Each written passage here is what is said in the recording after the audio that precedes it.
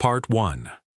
What if the richest man in the city suddenly realized that billions of dollars had given him everything except the one thing he truly wanted? And what if a small diner, a struggling mother, and a 6-year-old girl taught him what real wealth meant? At 45, Michael Anderson had everything most people dreamed about. He was the founder and CEO of Anderson Cloud Systems, a technology company worth billions. His personal fortune was estimated at more than $3 billion. But lately, none of it made him happy. 6 months earlier, his divorce from Victoria had been finalized. She had received a substantial settlement and moved to Paris. They had no children. Victoria had never wanted them, and Michael had been too busy building his company to question it. Now he sat alone in his luxurious office, staring at a financial report without reading a single word. His assistant knocked. "Mr. Anderson, your car is ready for the charity board meeting." Michael looked up. "Cancel it." She froze. "Cancel everything for the next week." "Are you feeling all right?" "I am fine. I just need some time away. Tell the board I will be unreachable for a few days." After she left, Michael sat in silence. He was tired of people treating him differently because of his money, tired of business partners wanting something from him, tired of people pretending to care because he was powerful. He wanted to know what it felt like to be ordinary. That evening, he went home and changed clothes. Instead of one of his expensive suits, he put on cheap jeans, a plain flannel shirt, and an old pair of work boots. He looked into the mirror.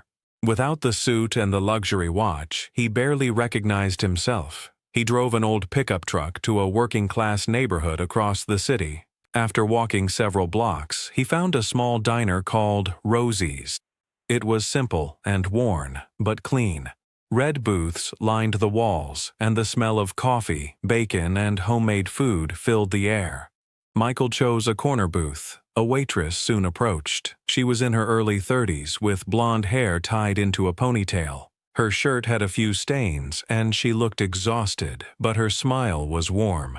"Welcome to Rosie's. What can I get you?" "Just coffee for now." She brought him a cup and returned to work.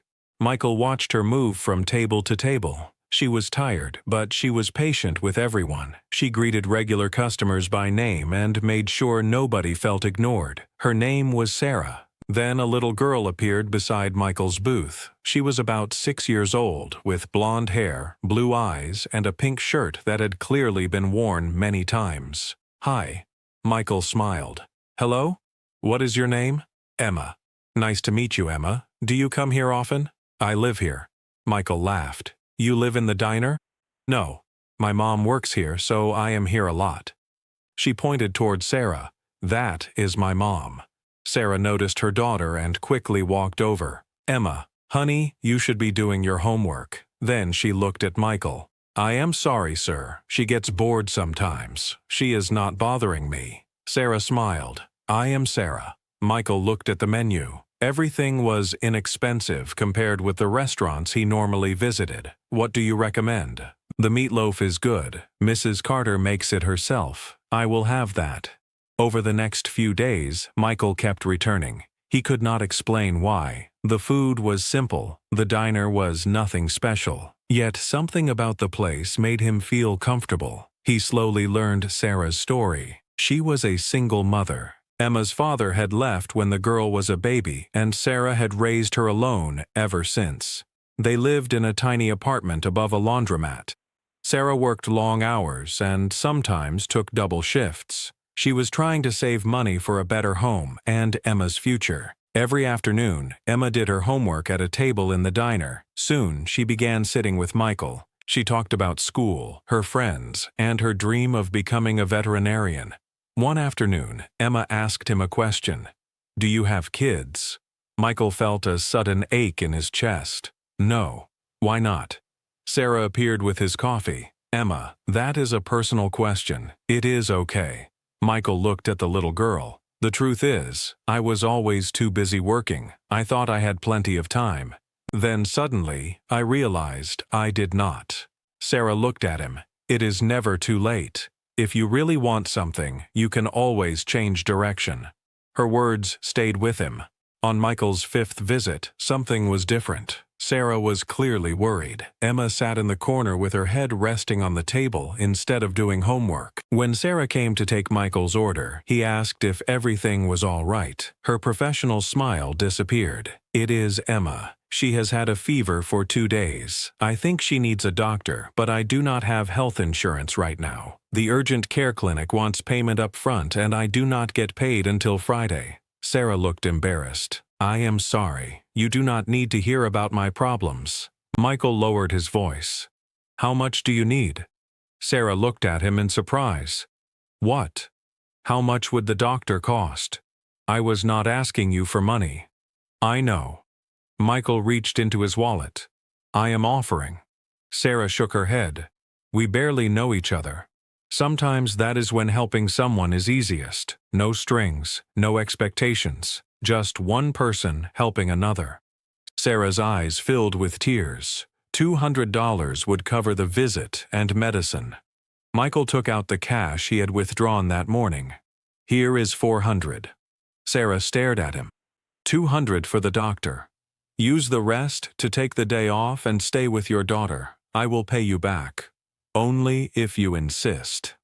Sarah gathered Emma and explained the situation to Mrs. Carter, the owner of Rosie's. Mrs. Carter immediately told her to go. As Sarah and Emma left, Emma turned and waved at Michael. He waved back. For several days, Michael did not return. He told himself he wanted to give Sarah space, but the truth was that what happened had changed something inside him. $400 meant almost nothing to a billionaire, but for Sarah, $200 had been the difference between getting medical care for her daughter and waiting.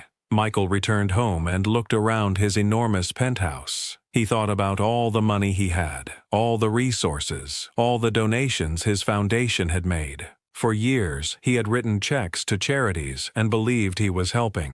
Now he wondered if he had simply been protecting himself from seeing how ordinary people actually struggled.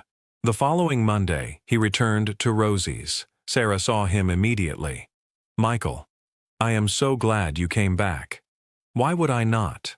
I thought maybe I scared you away with my problems." She reached into her apron and pulled out an envelope. "I wanted to give you this. Inside were $50. It is not all of it, but it is a start." Michael pushed the envelope back. "Keep it. I cannot. Use it for Emma. Maybe books, clothes, or something she needs." Sarah looked at him through tears. "Why are you so kind to us? You barely know us." Michael thought before answering. "Maybe I needed to remember what really matters. And you and Emma reminded me." From then on, Michael became a regular at Rosie's. He helped Emma with math. He listened to Sarah talk about her dream of becoming a nurse. He met construction workers, bus drivers, and retirees who visited the diner.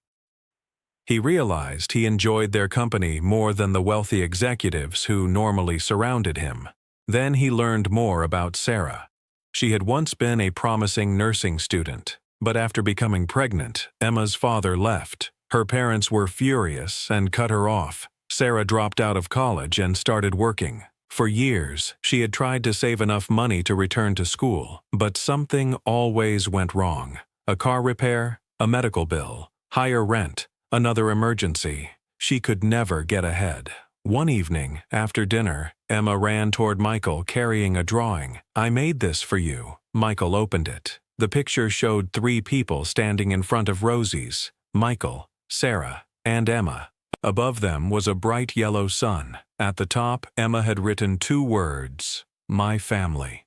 Michael felt his throat tighten. "This is beautiful, Emma. Thank you." Emma smiled. "You are like a dad to me." Sarah had heard her daughter. "Emma, honey, Michael is our friend." Michael looked at Sarah. "It is okay. I am honored she feels that way." That night, after Emma fell asleep in one of the booths, Sarah covered her with a sweater. Michael and Sarah sat together with coffee. There was something he needed to tell her. "Sarah, I have not been completely honest with you." She looked nervous. "What do you mean?"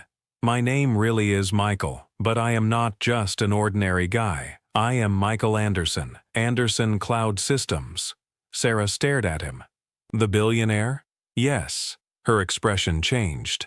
Why did you not tell me? She stood up.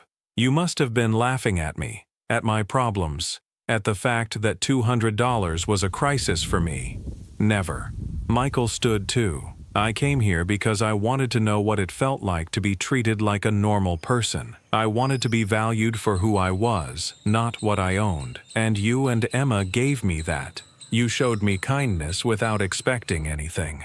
Sarah looked confused. You are a billionaire. Why would you need anything from us? Michael looked down. Because I was dying inside. I had everything and nothing at the same time. Then I met you and Emma. You reminded me what really matters. You gave me a reason to wake up every morning. Sarah slowly sat down. So what happens now? You had your experience with ordinary people. Now you return to your real life? Michael shook his head. No. These past weeks have been the most meaningful of my entire life, and I have fallen in love with Emma, with your strength, with your kindness, and with you. Sarah's eyes filled with tears. I know I should have told you the truth sooner. I am sorry. But my feelings are real. I do not want to return to the life I had before. I want you. I want Emma. And I want to become the man she drew in that picture. Sarah looked at him, overwhelmed. You are a billionaire. I am a waitress with a 6-year-old daughter. We come from different worlds. Michael smiled sadly. Money does not determine worth. You taught me that. You are one of the richest people I have ever known. Not because of money, because of your heart. And for the first time in my life, I realized I was the poor one. They talked long into the night. Sarah told Michael about her fears. She was afraid he would eventually become bored with their simple life. She was afraid he might hurt Emma. She was afraid she would never belong in his world. Michael listened carefully. Then he gave her an answer. I am not asking you to join my world. I am asking if you will let me become part of yours. Maybe together we can build something new, something real. Sarah did not give Michael an answer that night. She was a mother before anything else, and Emma's safety came first. So Michael did not pressure her. Instead, he showed her through his actions that he was serious. He kept coming to Rosie's. He met Sarah's friends. He helped Emma with homework. He attended her school events. He listened when Sarah talked about her dreams, and he never tried to impress her with his wealth. Weeks became months.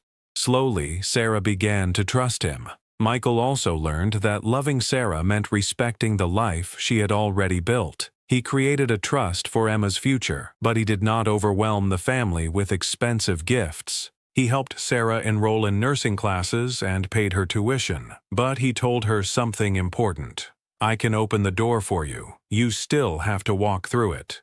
Sarah worked hard. She studied at night after long shifts and spent her free time with Emma.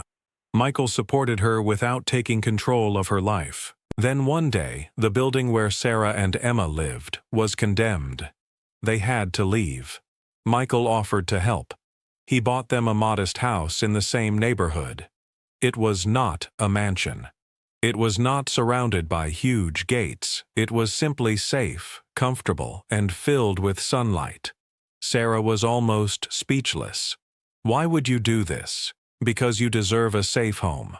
But I do not want you to change who you are. I am not trying to change you, Sarah. I am trying to build a life with you. That was what finally convinced her. Michael was not trying to rescue her. He was trying to stand beside her. 18 months after the day Michael first entered Rosie's, he and Sarah were married. The ceremony was small. It took place at the diner where their story had begun. Their closest friends were there. The regular customers were there. Mrs. Carter cried through most of the ceremony and took hundreds of pictures. Emma was the flower girl. She stood beside her mother with a huge smile. When Michael looked at her, he realized something. He had once believed his greatest achievement was building a billion-dollar company. Now he knew it was becoming a father. 6 months later, Michael officially adopted Emma. The judge looked at the little girl. Do you want Michael to be your father? Emma answered immediately. Yes. He is already my dad. This just makes it official." Michael struggled to hold back his tears. The man who had once measured success by money had discovered a completely different definition of wealth: family, purpose, love.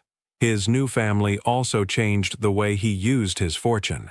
Michael transformed his approach to philanthropy. He created programs to help working parents find affordable childcare. He supported healthcare assistance for families who could not afford unexpected medical bills. He established scholarships for single parents trying to finish their education, but he also changed the way he gave. Instead of wealthy executives deciding what struggling communities needed, Michael began listening to the people who actually lived there. He understood now that sometimes people did not need another speech. They needed someone willing to listen. Still, his favorite part of life had nothing to do with business or charity. It was being a husband and father, reading Emma bedtime stories, helping her with homework, making pancakes on Sunday mornings, attending parent-teacher meetings, sitting beside Sarah after a long day. Those ordinary moments were worth more to Michael than everything he owned. Years passed. Sarah graduated from nursing school and began working at the local hospital. Emma grew into a bright and kind young girl. She still dreamed of becoming a veterinarian, and Michael was there for every important moment. One evening, several years after their first meeting, the family sat together in their living room. Emma was now 10 years old. She was working on a school essay about someone who had influenced her life. She suddenly looked at Michael. "Dad, why did you come into Mom's diner that day?" Michael thought for a moment. "Because I was lost." Emma looked confused. "How could you be lost? You were rich." Michael smiled. "I had everything people thought they wanted: money, success, power, but I felt empty. I wanted to know what it felt like to be normal. I wanted someone to care about me for who I was instead of what I owned." Emma smiled. "And did you find it?" Michael looked at Sarah. She was sitting nearby, reviewing notes from her work at the hospital. Then he looked at Emma. He looked around their home. It was not enormous. It was not luxurious, but every room was filled with memories. Family photographs, Emma's school projects, books, little reminders of the life they had built together. Michael smiled. "I found something better. I found a family.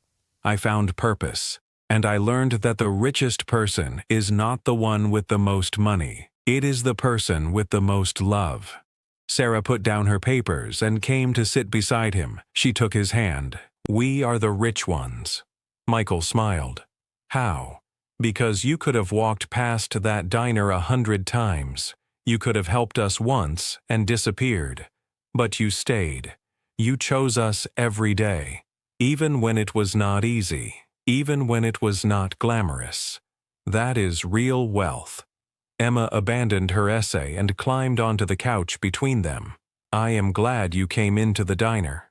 Michael wrapped his arms around his wife and daughter. "I am glad I chose you." For years, Michael had believed that success meant having more money, more influence, more companies, more power. But Sarah and Emma taught him something different. Money could buy comfort. It could buy houses, cars, airplanes, and almost anything else. But money could not buy love. It could not buy a child's laughter. It could not buy a wife's trust. And it could not buy a family that loved you simply because you were you.